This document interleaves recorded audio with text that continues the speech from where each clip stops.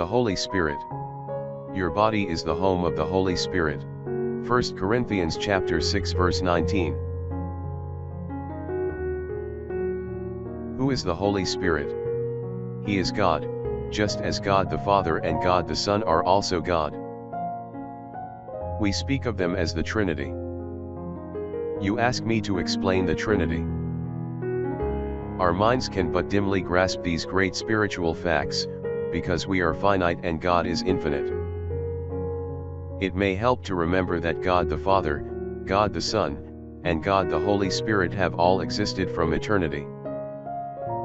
The work of creation was given to the Son, and we are told that all things were made by him, and without him was not anything made that was made. But when you read the second verse of the first chapter of Genesis, you will find that the Holy Spirit was also there, moving upon the face of his creation. In time, the Son of God came into the world as a man, to redeem the world which he had created. After his death on the cross, and his resurrection, he went back to the Father in heaven.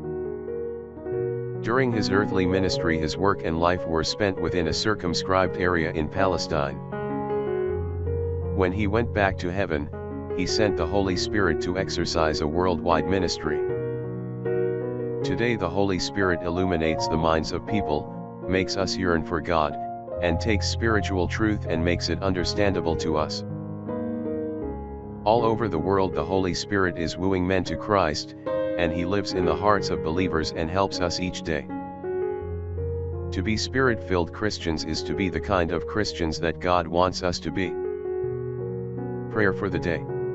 The knowledge of your Holy Spirit living in my heart gives me comfort and strength, Lord Jesus.